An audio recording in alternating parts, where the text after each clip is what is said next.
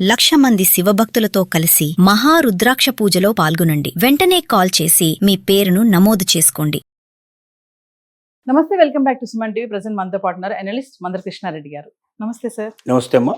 Sir, Revanth సర్కార్ మరి ప్రభుత్వ ఉద్యోగులకి ఎలాంటి ప్రీమియం లేకుండా బీమా కవరేజ్ ఇవ్వబోతుందని చెప్పేసి కొన్ని వార్తలు చూస్తున్నాం. మేబీ నాకు తెలిసి అది జూన్ 25 తారీఖు నుంచి ప్రారంభం కాబోతుంది అనేసి అంటున్నారు. మరి ఒక్కసారి ఏంటి సార్ ఉచితంగా ప్రీమియం ఏంటి అంటే, అది కూడా గవర్నమెంట్ ఎంప్లాయీస్? ప్రభుత్వ ఉద్యోగులకి ప్రమాదవశాత్తు చనిపోయిన, సహజ మరణం చెందిన కొంత మొత్తంలో డబ్బు వాళ్ళకు వస్తే ఆ కుటుంబానికి ఆదుకునే అవకాశం ఉంటుంది. అలాగే రిటైర్మెంట్ అయిన వాళ్ళకు కూడా ఎంప్లాయీస్ లోపల రిటైర్మెంట్ అయినంత మాత్రంలో అతనికి కుటుంబం ఉండే అవకాశం ఉంటుంది, బాధ్యతలు కూడా ఉండే అవకాశం ఉంటుంది. ఒకప్పుడు ఏంటంటే చిన్న వయసులో పెళ్లిళ్ళు చేసేవాళ్ళు, రిటైర్మెంట్ అయినాటికి కుటుంబ బాధ్యతలు మొత్తం తీరిపోయాయి. వానప్రస్థానికి వెళ్ళిపోయినట్టుగా ఏదో వాళ్ళ జీవితం వాళ్ళు గడిపేవాళ్ళు, పిల్లల జీవితం పిల్లలు గడిపేవాళ్ళు, ఎవరి మీద ఎవరు బాధ్యతలు ఉండేవి కావు. ఇవాళ 30 ఏళ్ళకు 35 ఏళ్ళకు కూడా పెళ్లిళ్ళు అయ్యే అవకాశాలు కనబట్టలేదు.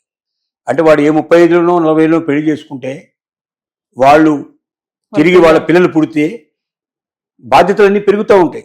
రెండోది మనవాళ్ళతో అటాచ్మెంట్ చాలా ఎక్కువగా ఉంటుంది. కాబట్టి ఈ రకంగా వృద్ధాప్యంలో కూడా కొన్ని బాధ్యతలు, పెళ్లిళ్ళు కాకుండా కొంతమందికి లేట్ మ్యారేజెస్, లేకపోతే ఆల్రెడీ భర్త భార్య చనిపోయేటువంటి పరిస్థితి అంటే చాలా రకాల సంగతులు జరుగుతున్నాయి. ఏదేమైనప్పటికీ ఒక ప్రభుత్వ ఉద్యోగి నిశ్చింతగా తన ఉద్యోగాన్ని చేసుకుంటూ ఇతర ఆదాయాల కోసం ప్రయత్నం చేయకుండా నిజాయితీగా నీతిగా ఉండడానికి, రేపేమిటి నా భవిష్యత్తు, నేను సడన్గా చనిపోతే నా కుటుంబానికి ఏమొస్తుంది అన్న ఒక భావన లేకుండా ప్రభుత్వం డబ్బు తామే చెల్లించి ఒక్క పైసా ఎంప్లాయీస్ మీద భారం పడకుండా 60 లక్షల నుంచి 1,20,00,000 దాకా, 2 కోట్ల దాకా కూడా కొన్ని సందర్భాల్లో వచ్చేటట్టుగా ఏర్పాటు చేయడం జరిగింది. ఉదాహరణకి విమాన ప్రమాదంలో ఎవరైనా చనిపోయినట్టయితే 2 కోట్లు వస్తాయి. అంటే విమాన ప్రమాణంలో జరిగినప్పుడు విమానం సంబంధించిన వాళ్ళు కూడా ఇస్తారు డబ్బులు. అది కాకుండా ప్రభుత్వం నుంచి ఇచ్చేది 2 కోట్లు ఉండే అవకాశం ఉంటుంది. మరి 60 లక్షల నుంచి 2 కోట్ల దాకా ఎందుకు ఇలాగ వేరియేషన్ అయిందంటే, బ్యాంకు నుంచి బ్యాంకు బట్టి కూడా, అంటే ఆ బ్యాంకులో ఎన్ని ఖాతాలు ఓపెన్ చేశారు ప్రభుత్వం అనే దాని మీద కూడా, అంటే ఎక్కువ ఖాతాలు ఓపెన్ చేసిన దగ్గర తక్కువ పడుతుంది ప్రీమియం, ఎక్కువ మొత్తంలో వాళ్ళకి జమ అయ్యే అవకాశం. తక్కువ ఖాతాలు ఉండే దగ్గర ఎక్కువ ప్రీమియం ఉంటుంది, వాళ్ళకి తక్కువ జమ అయ్యే అవకాశాలు ఉంటాయి. వీటన్నిటి దృష్టిలో పెట్టుకుని చేశారు. ముందుగా ఏమనుకున్నారంటే ఓన్లీ ప్రభుత్వ ఉద్యోగులకు మాత్రమే దీన్ని పరిమితం చేయాలని ప్రభుత్వం అనుకుంది. కానీ ఇప్పుడు ఏం చేశారంటే దాన్ని అవుట్సోర్సింగ్ ఉద్యోగులు, కాంట్రాక్ట్ ఉద్యోగులకు కూడా ఎక్స్టెండ్ చేశారు. మొత్తం 10 లక్షల మంది ఉద్యోగులకి ఇది వర్తింపజేసేటట్టు చేశారు. దీనికి మూలంలోకి మనం వెళితే సింగరేణి గనులు ఏవైతే ఉన్నాయో అక్కడ సింగరేణి కార్మికుల కోసం మొట్టమొదటి ఇలాంటి ఒక బీమా పథకాన్ని తీసుకొచ్చారు. ఆ బీమా పథకం బాగా సక్సెస్ఫుల్గా అక్కడ అయింది. ఈ మధ్యకాలంలో ఒక 45 మంది కార్మికులు మొత్తం చనిపోయిన వాళ్ళకి ₹1 కోటి చొప్పున వాళ్ళకి ఈ అకౌంట్ నుంచి ఇచ్చారు. జీవిత బీమా నుంచి వచ్చాయి వాళ్ళకి, ఈ ఇన్సూరెన్స్ నుంచి వాళ్ళకి వచ్చాయి, ప్రమాద బీమాకు సంబంధించిన దాంట్లో. అంటే అది చూసిన తర్వాత దాన్ని మోడల్గా తీసుకొని మొత్తం ప్రభుత్వ ఉద్యోగులకు దీన్ని ఎందుకు వర్తించకూడదని బ్యాంకులతో సంప్రదించడం జరిగింది. దీంట్లో సుమారుగా 10 బ్యాంకులు ఉన్నాయి. ఈ 10 బ్యాంకుల్లో విడివిడిగా అందరితో సంప్రదింపులు చేశారు. ఏ బ్యాంకుకి ఎంత డబ్బు అంటే, ఈ 10 బ్యాంకుల ద్వారా ఎంప్లాయీస్ సాలరీస్ అన్ని కూడా ప్రభుత్వం నుంచి అందుతున్నాయి. కాబట్టి వాళ్ళ ఏ బ్యాంకు నుంచి అయితే ఇప్పుడు వాళ్ళు శాలరీ అందుకుంటున్నారో ఆ బ్యాంకు నుంచే వాళ్ళకి ఇన్సూరెన్స్ వచ్చేట్టుగా చేశారు. అది ప్రీమియం మొత్తం 10 లక్షల మందికి ఒకేసారి ప్రీమియం తీసుకుంటారు కాబట్టి చాలా తక్కువ మొత్తంలో ఒక్కొక్కరికి పడుతుంది. కానీ ప్రభుత్వానికి మాత్రం పెద్ద మొత్తంలోనే అవుతుంది, అందరికీ కలిపి టోటల్గా లెక్కేసినట్టయితే. ఈ అవకాశాలు దీంట్లో ఉన్నాయి.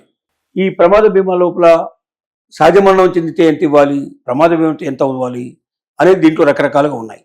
అలాగే ఒకవేళ ప్రమాదం జరిగి మనిషి బతికి 2 కాళ్ళు 2 చేతులు పోతే కూడా, 2 కాళ్ళైనా 2 చేతులైనా పోయినా కూడా, లేదా ఒక కాలు ఒక చేయి పోయినా కూడా పూర్తిగా ప్యారలైజ్ అంటారు. అంటే మొత్తం పెరాలసిస్, టోటల్గా వాళ్ళు ఏ పని చేసుకోలేని పరిస్థితి ఏర్పడుతుంది. అంగవైకల్యం చెందినట్టు సంపూర్ణ అంగవైకల్యం అంటారు.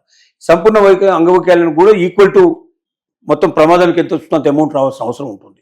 ఇలాంటివన్నీ ఉన్నాయి. ఏది ఏమైనప్పటికీ రిటైర్మెంట్ ఎంప్లాయీ కావచ్చు, లేకపోయినట్టయితే వాళ్ళు అవుట్సోర్సింగ్ ఎంప్లాయీస్ కావచ్చు, లేక ప్రభుత్వ ఉద్యోగులు కావచ్చు, వీళ్ళెవ్వరికైనా సరే ప్రస్తుతానికి ప్రభుత్వం నుంచి ఎవరికైతే నెల జీతాలు కానీ పెన్షన్స్ కానీ సకాలంలో అందుతున్నాయో వాళ్ళందరికీ ఈ పథకం వర్తించేట్టుగా తెలంగాణ ప్రభుత్వం దీన్ని మోడల్ చేస్తుంది.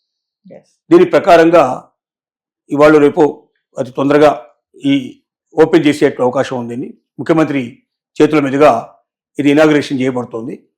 దీనికి మొత్తం రాష్ట్రంలో ఉండేటువంటి ఎంప్లాయీస్ ఫెడరేషన్స్ ఏవైతే ఉన్నాయో, ఎంప్లాయీస్ యొక్క అసోసియేషన్స్ పెద్దలు ఎవరు ఉన్నారో, జిల్లాల నుంచి మండలాల నుంచి కూడా తరలి రావాలని చెప్పి కూడా తెలంగాణ ప్రభుత్వం ఆల్రెడీ విజ్ఞప్తి చేయడం జరిగింది. ఇది చాలా భారీ ఎత్తున రవీంద్ర భారతి లోపల ఈ ప్రోగ్రామ్ని అరేంజ్ చేయడం జరిగింది. ఎస్ ఈ ప్రోగ్రాంలో ఇనాగ్రేషన్ అయిపోతుంది. ఒకసారి ఇనాగ్రేషన్ అయిపోయిన తర్వాత ఇది వర్తిస్తుంది. అప్పటి నుంచి ప్రభుత్వ ఉద్యోగులు కొంత నిశ్చింతగా ఉంటారు. తన కుటుంబానికి సుమారుగా ₹1 కోటి వచ్చే అవకాశం ఉంది అనుకున్నప్పుడు ఆ భరోసా వేరుగా ఉంటుంది. ఎస్ ఒకవేళ తను ఏదైనా జరిగినా, సడన్గా మధ్యలో చనిపోయినా, లేకపోతే సహజమరణం చెందినా నాకు నా కుటుంబానికి కొంత ఆదుకునే అవకాశం ఉంటుంది, వాళ్ళు రోడ్డు మీద పడాల్సిన అవసరం ఉండదు అన్నటువంటి ఒక భావన ఉండడం అనేది చాలా మంచి విషయం. ఇది ఫస్ట్ భారతదేశం లోపల ఒక తెలంగాణ గవర్నమెంటే ప్రారంభించింది. ఇంతవరకు ఏ ప్రభుత్వం దీన్ని ప్రారంభించలేదు. ఈ ప్రభుత్వం అంటే సింగరేణి ప్రారంభించిన తర్వాత చాలా బొగ్గు గనులలో, చాలా ఖనిజ సంబంధించినటువంటి కార్పొరేషన్స్లో దాన్ని అమలు చేశారు. అంటే తెలంగాణను ఆదర్శంగా తీసుకొని అక్కడ చేశారు. అలాగే తెలంగాణ ప్రభుత్వం చేస్తున్న ఉద్యోగులకు సంబంధించిన ఈ బీమా కూడా అనేక ప్రభుత్వాలు దీన్ని అనుసరించే అవకాశం ఉంది. భవిష్యత్తు లోపల ప్రతి ప్రభుత్వం కూడా దీనికి ఏర్పాటు చేస్తుంది. ఎందుకంటే డిమాండ్ కూడా పెరుగుతుంది. ఆటోమేటిక్గా గవర్నమెంట్ చేసినప్పుడు మీరు ఎందుకు చేయరని చెప్పి డిమాండ్ కూడా చేయడం జరుగుతుంది. ఏది ఏమైనప్పటికీ ప్రభుత్వ ఉద్యోగులకి ఇది ఒక నిశ్చింత.